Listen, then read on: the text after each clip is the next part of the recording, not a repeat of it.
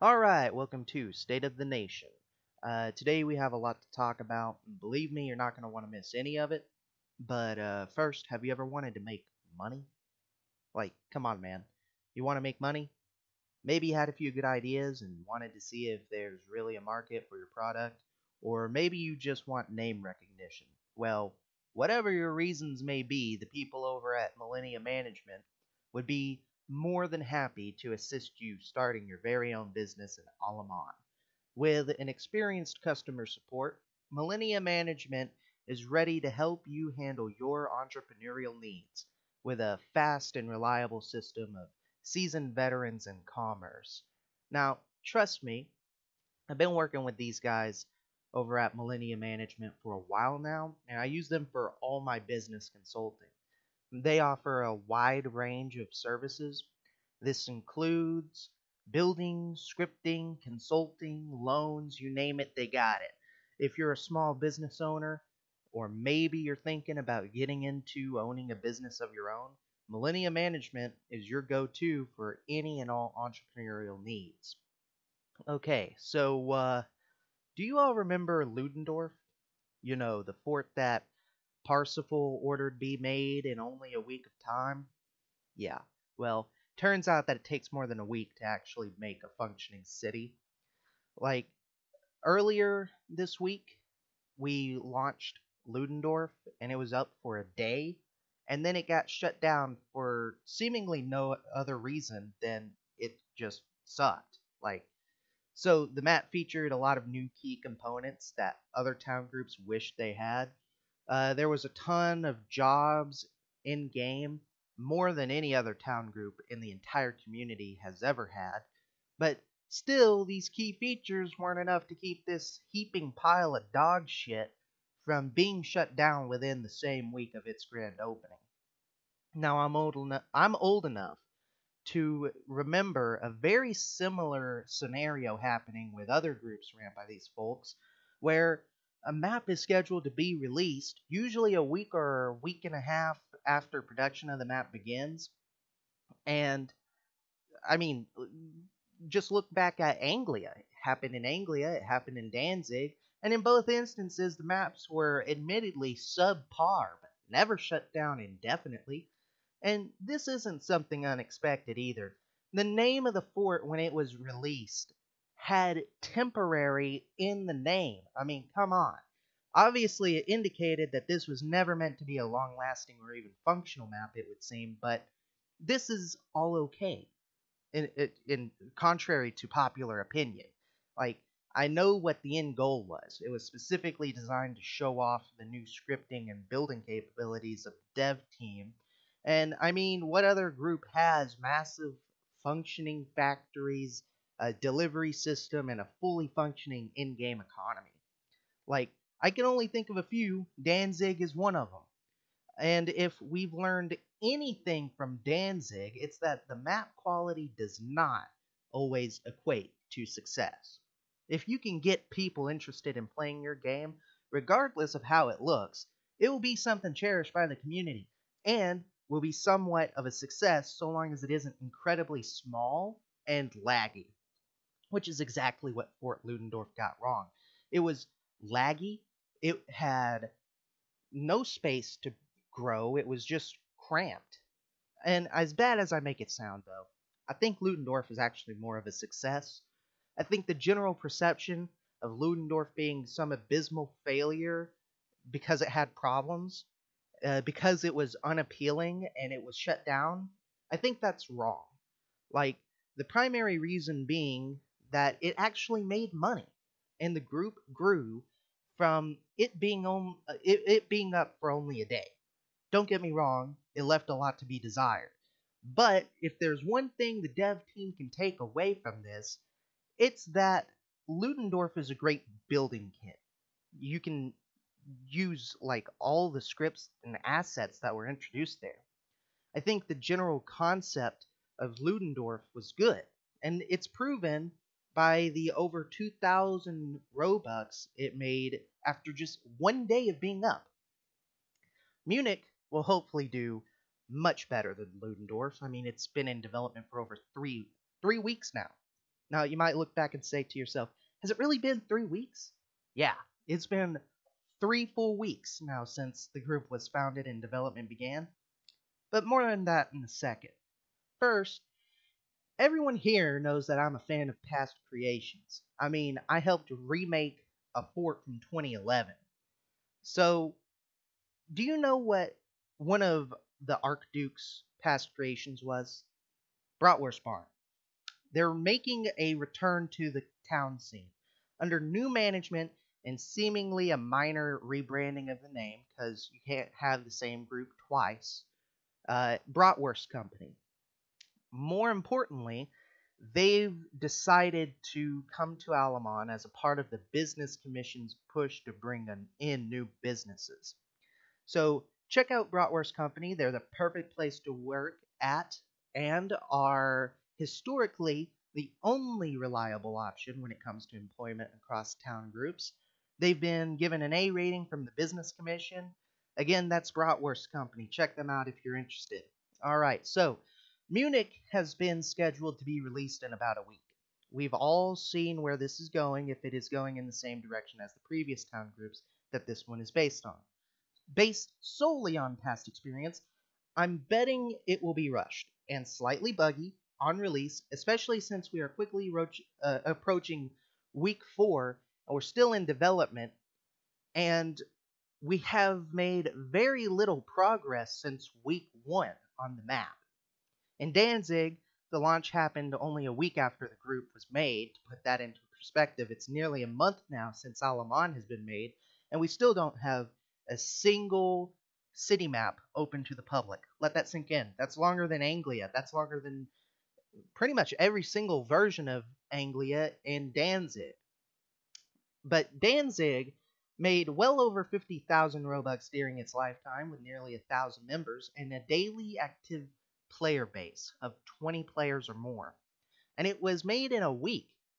It took double that time to get to the point where Ludendorff was open to the public, and after a short run of just a single day, it was shut down seemingly indefinitely, after making well over 2,000 Robux. I would say these are promising signs, but the dev team has been working at a snail's pace on Munich, like I said earlier. Like, we've been almost 4 weeks into development now, and we have, what, a handful of buildings to show for it? So I think the question that we all need to be asking ourselves is, does this really make the group have better odds of surviving longer than a month? Personally, I don't really think so, and neither should you, because historically, low quality maps that have high level of functionality have always made for better town groups, and high quality low functioning maps really don't attract people. A good example is Lavo's attempt at reviving Anglia. New Valistella had admittedly better dev work than the original Anglia. In the original Anglia, a good example would be their building design and street layout. However, there was nothing to do in game, and the politics of the groups was rigged. If you're going to do a town group successfully, you need to have an unbiased and active politics with a map that is fun and interactive to get on. The more people want to revisit your game, the better your odds of your group's survival become. It naturally increases Game Pass sales, which leads to ad money, and that ultimately results in large ad launches and more new members. I'm going to make a bold prediction and say that if Munich isn't interesting, if it isn't fun to play or cool to look at, it's going to fail pretty miserably. But there's one way around all of that. Some of you veterans out there might remember the original Anglia that had nothing to do but shoot at people all day. Like, the original Valistella legitimately looked like downtown Detroit or Chicago during the middle of a fucking gang shootout. If the shootout lasted all day long and the gangs were replaced by random upstart political parties, police, and TWA. The one way Munich can get away with being an absolute turd visually is if the party-on-party conflict is focused on heavily. This again increases Game Pass sales, and more importantly, it gets people invested in the internal conflicts and internal affairs inside the group, which makes them want to join it. Personally, I would prefer it if Munich combined the two and had an intense and violent political scene with lots of other things to do for those who don't want to be shot at 24/7. And really, it wouldn't be hard to incorporate all this into Munich. So, in a second, I'll tell you how to pull all this off. But first, you're going to have to go over to my Discord and buy the rest of this video. When you do, you get a free Deus Volt coffee mug in-game. And more importantly, you allow ANN to expand. For just the low price of 1,000 Robux, you get this show live, the Deus Volt coffee mug, access to the mailbag, and an honorary high-class citizen title granted by me, the Grand Duke. Yeah, I know. I'm not Archduke yet. In order to do that, you're going to want to head over to my Discord. Add me at oddwine2594. That's oddwine2594 on discord.com. We are the fastest growing state-ran broadcast in the nation.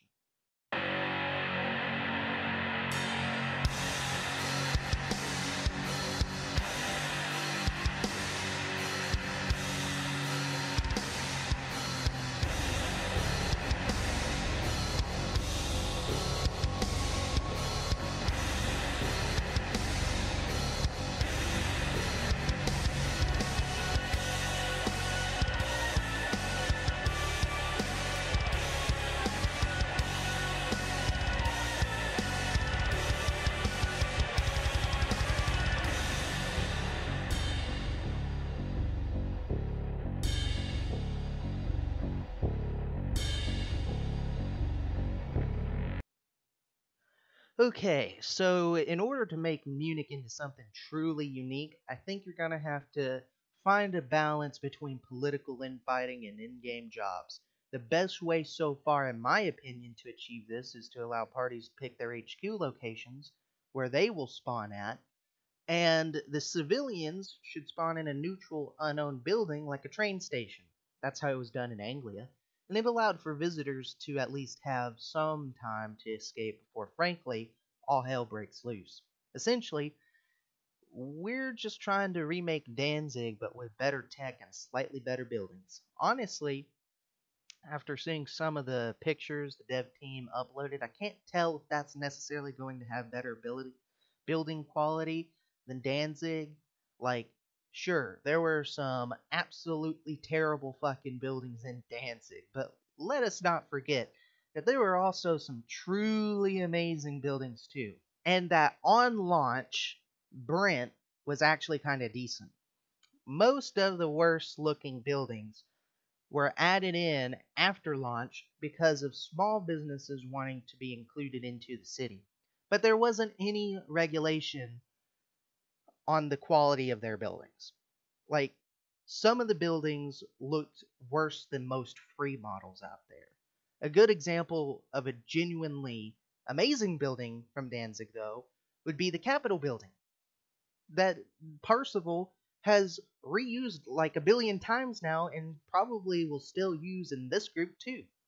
I think that the Munich might have worse quality control pre-launch, but better tech, and but also less party violence. Like, while that might sound like a good thing in the present, really it might be disastrously bad if the parties aren't actively participating.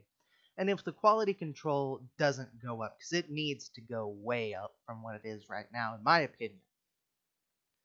But as I said earlier, I think the key to making Munich a success is in-game party violence and infighting. It drives people to buy game passes, because just like in the real world, when someone pulls a fucking gun on you, the best defense, as everyone should know, is to have a gun to yourself that you can fire back with.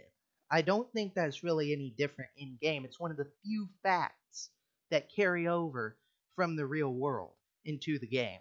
Like, the biggest issue with that is, though, is that the center left and even the far left are both seemingly empty. There are a grand total of 8 people at the time of me recording this, and both left-wing coalitions combined.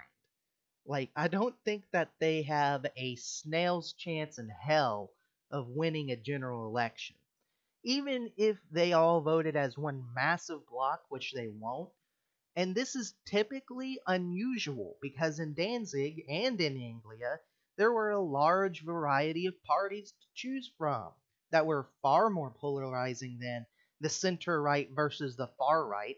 Like, I'm old enough to remember the Jacobin League, led by Mack, which had over 100 members in it alone.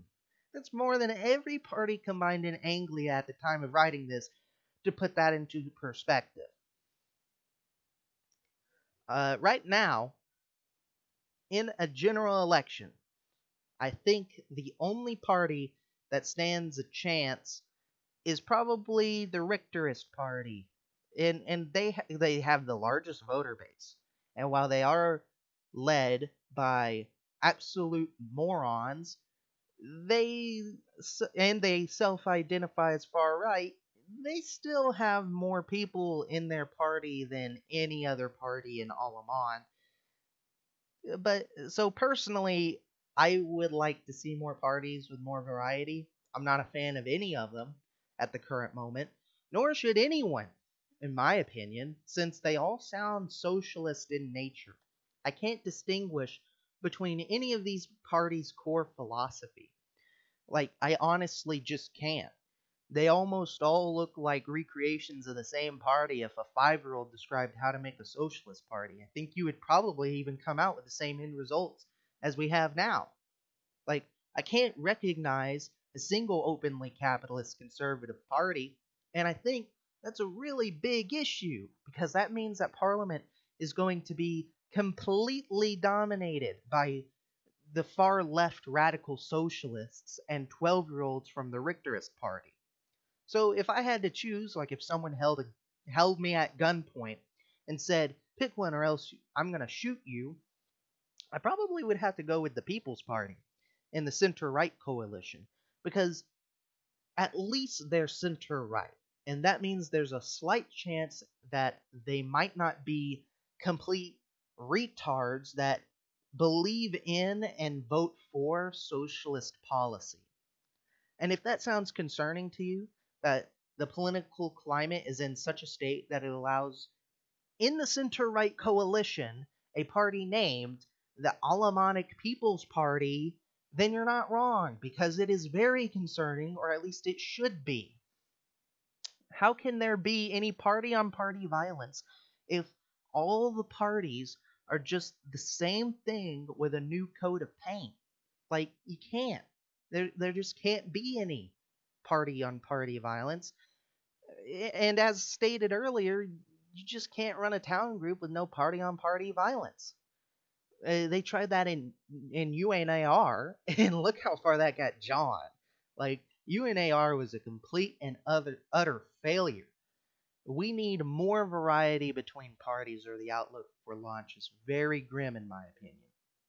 Now, in just a moment, we'll get to looking at the mailbag, but first, let's talk about the business boom that's been happening since we launched. The Business Commission has granted a total of 12 different businesses.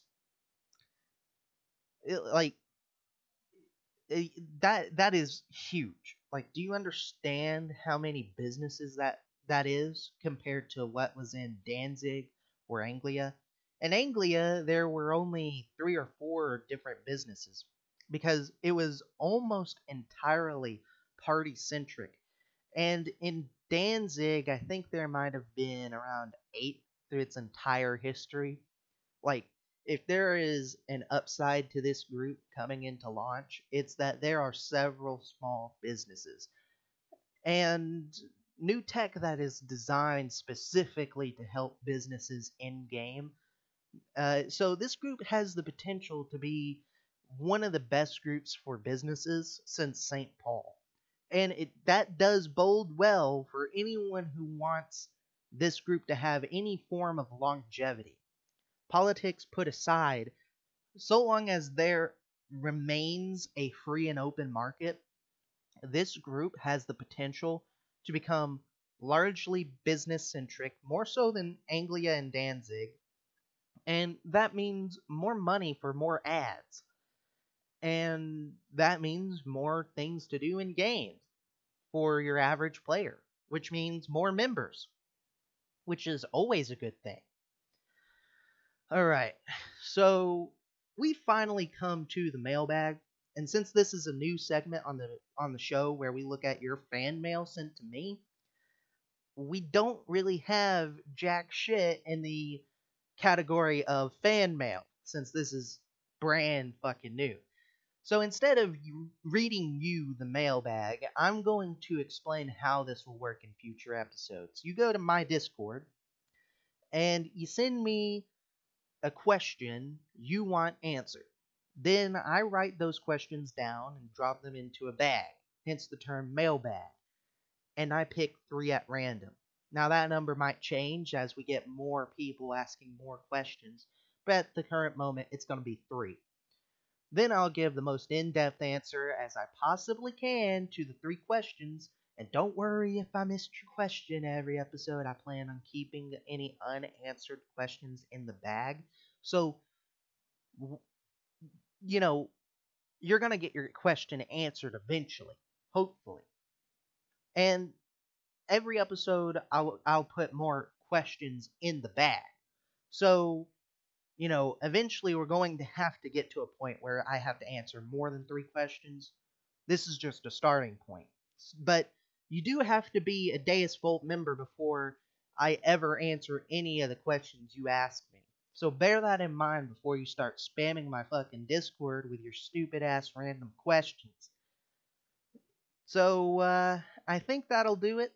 That about wraps this up. Look forward to the Munich release scheduled to happen either at the end of this upcoming week or sometime the next. Until next time, thank you for watching.